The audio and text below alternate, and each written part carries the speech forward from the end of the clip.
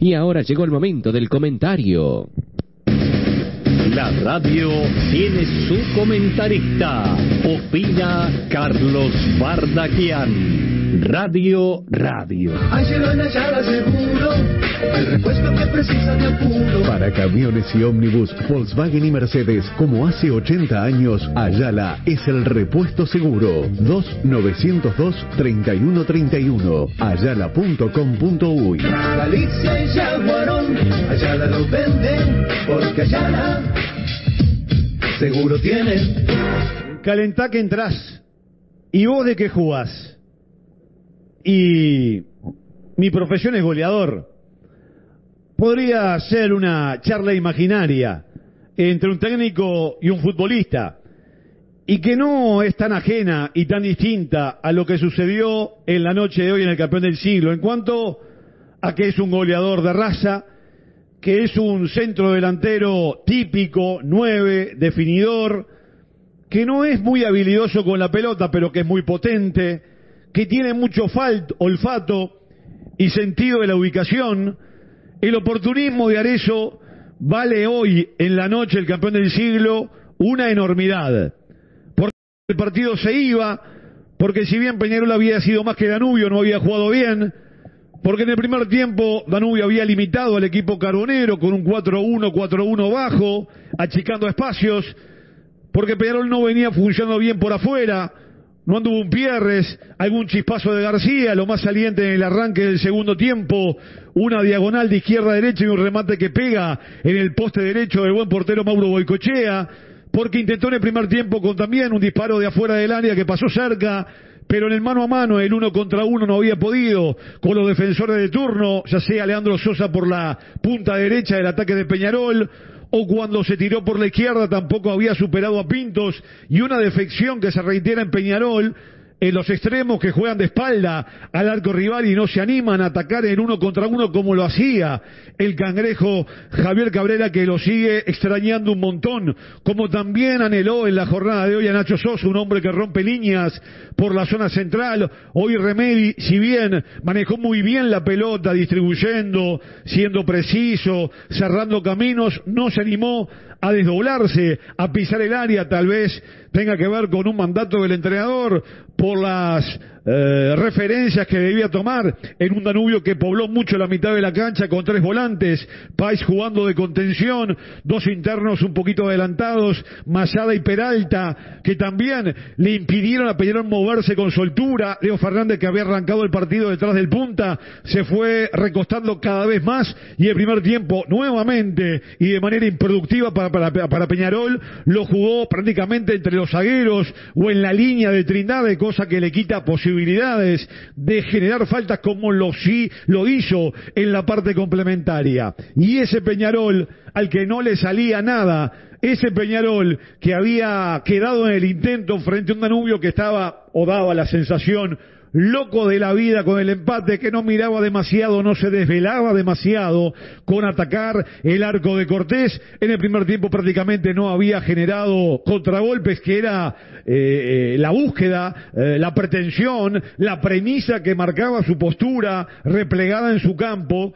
Seguramente había pensado en Femia y Toto Núñez para la salida en transición, que no llegó, para acompañar de otro modo a Papelito Fernández, que estuvo muy solo, que Peralta se desdoblara, se desprendiera, cosa que no hizo el número 10 del equipo de la curva, y salvo por arriba un cabezazo a Femia en el comienzo del partido que atrapó muy bien el portero Cortés, ganando a la espalda de Maxi Olivera, y después un centro al segundo palo que ante la presión de Núñez, García la saca al córner y daba la sensación que si se desviaba un poco podía terminar en gol en contra. Ese Danubio hoy fue extremadamente defensivo, una postura muy conservadora que hacía elevar más, me da la sensación, los méritos para un Peñarol que no encontraba la fórmula para quebrar, para romper, para terminar con la solidez defensiva que venía exhibiendo Corrinal y el argentino,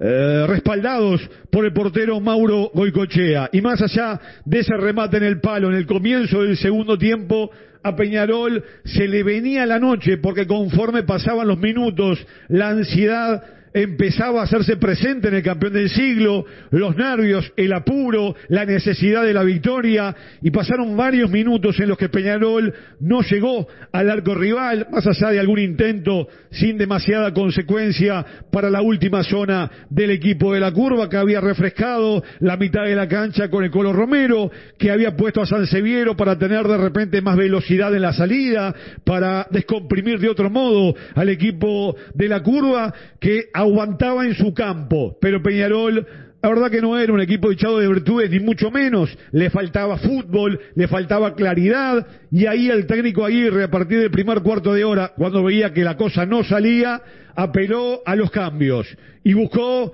el primer cambio que hace, el de Arezzo por Maxi Silvera. No es que Silvera hubiera jugado mal, como el otro día contra Cerro Largo, no es que el doble 9 no es una alternativa válida para Peñarol y para cualquier equipo del mundo.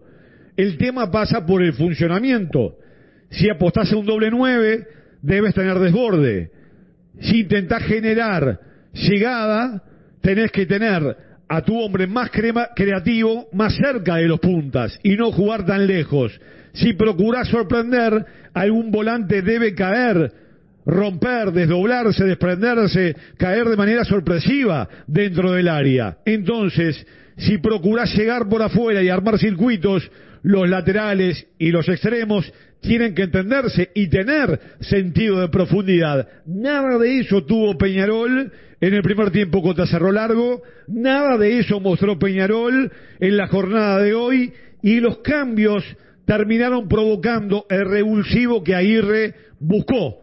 El ingreso de Arezzo como primera variante y la alternativa de Jaime Báez, los dos cambios simultáneos a los 16 minutos prácticamente de la etapa complementaria. Y ya voy a ir enseguida a la zona mixta con Pipo Zapata, que seguramente está trabajando allí esperando por los jugadores. Me dicen que seguramente va a hablar Héctor Tito Villalba, que fue la segunda ventana de cambios del técnico carbonero. Manda a Tito Villalba y manda a la cancha a Lucas Hernández para jugar en el doble 5. Entra Villalba, saliendo Diego García, ya había salido Umpierres, y allí sale Trindade colocando a Lucas Hernández. Y esas variantes, la de Matías Arezzo y la de Héctor Villalba, terminan por destrabar el partido. Peñarol empujaba, Peñarol quería más, pero el gol no llegaba. Y se venía la recta final del partido. Danubio, que ya había pasado a línea de 5 con el Indio Velázquez, había sacado a Pintos, lo había tirado contra el carril derecho a Enrique Femia, había potenciado el mediocampo con Romero y con Páez. Hoy tampoco salió el tiro libre para Peñarol. Tuvo 3 Leo Fernández, 2 en el primer tiempo. El primero se fue por encima del travesaño, el segundo también en la primera mitad. Este fue el más preciso de Leo Fernández, que pica antes de entrar contra el palo y la saca al córner Mauro Boicochea.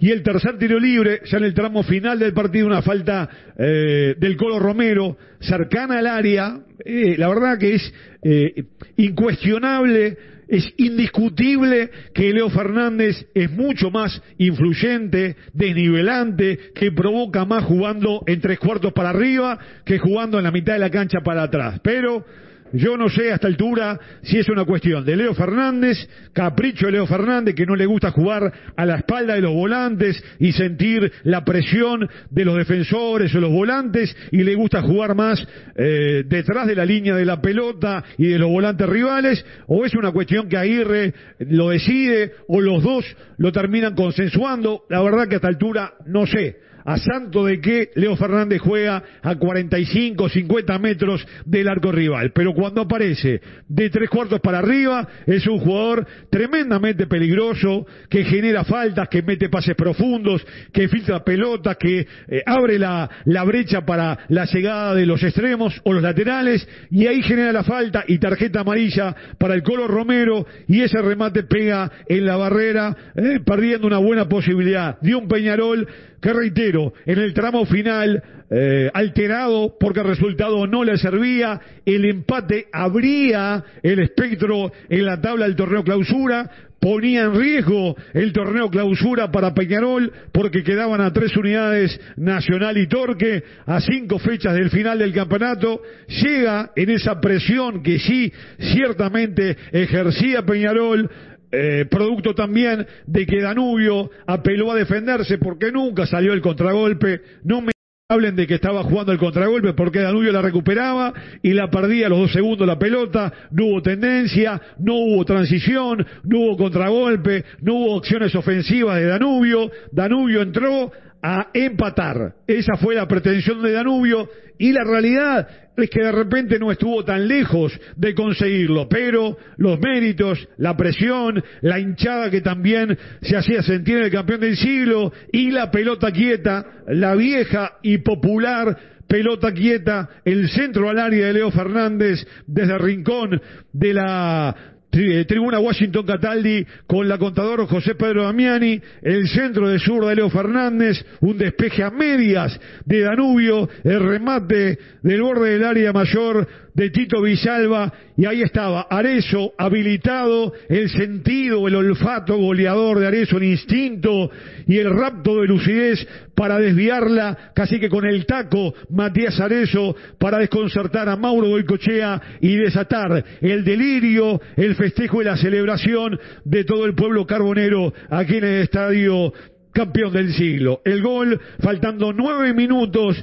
que trajo paz, que trajo tranquilidad y que también trajo confianza en un Peñarol que a partir de ahí se desató y en el envión y en el tónico del 1-0 llega una buena combinación con un Danubio que ahí sí, por imperio de las circunstancias, ahí ya el técnico buscaba el ingreso de Brandao, el brasileño, y antes que entre, llega el segundo gol de Peñarol, con un equipo de la curva que había sí dejado espacios, la corrida y asistencia poco ortodoxa, pero muy efectiva de Matías Arezzo, y un remate sensacional de Héctor Villalba, el argentino Villalba, para ponerla lejos del alcance de Goicoechea, para cerrar la noche, para ponerle la tapa al partido, para conseguir a los 39 minutos del segundo tiempo el gol que aseguraba la victoria y la punta con la ventaja de 5 unidades del equipo carbonero. De ahí para el final, manotazos de Aguado de Danubio, un remate de Mayada que desvía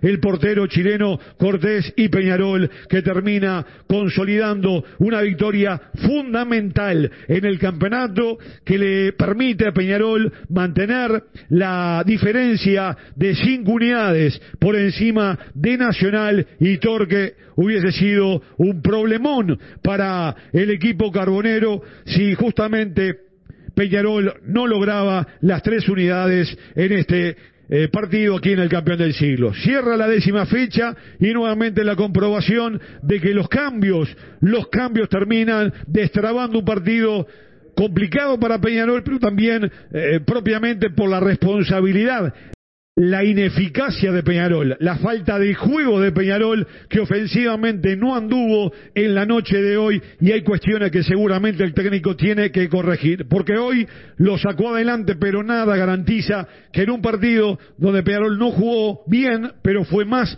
que rival, lo pueda conseguir nuevamente, porque estuvo ahí caminando por la cornisa el equipo carbonero. Aunque el hincha de Peñarol poco le importa, lo que más seguramente va a destacar y se va a quedar es con la alegría, el grito eufórico en esos 2 goles, el de Arezzo y Villalba, para ganar un partido que fue complejo, porque también Danubio, con un equipo que se retrasó tanto, que estuvo tan echado atrás, no le dejó espacios como para que Peñarol se moviera, y a Peñarol le faltó impronta, circuito, maniobra, inteligencia para encontrar y hacerse de los espacios que Danubio no le otorgaba. Cerramos el comentario en un partido que fue intenso, no bien jugado, pero que a poco del final, reitero, con los goles de Arezzo y Villalba, lo terminó ganando merecidamente el equipo Aguirre por encima del Matosas, 2-0 en la 10ª fecha del torneo clausura. Opinó Carlos Bardaquian. Radio. Ayala en Ayala Seguro, el repuesto que precisa de apuro. Para su Mercedes Sprinter, Ayala es el repuesto seguro. 2902-3131. Ayala.com.uy. Galicia y Yaguarón, Ayala lo vende, porque Ayala seguro tiene.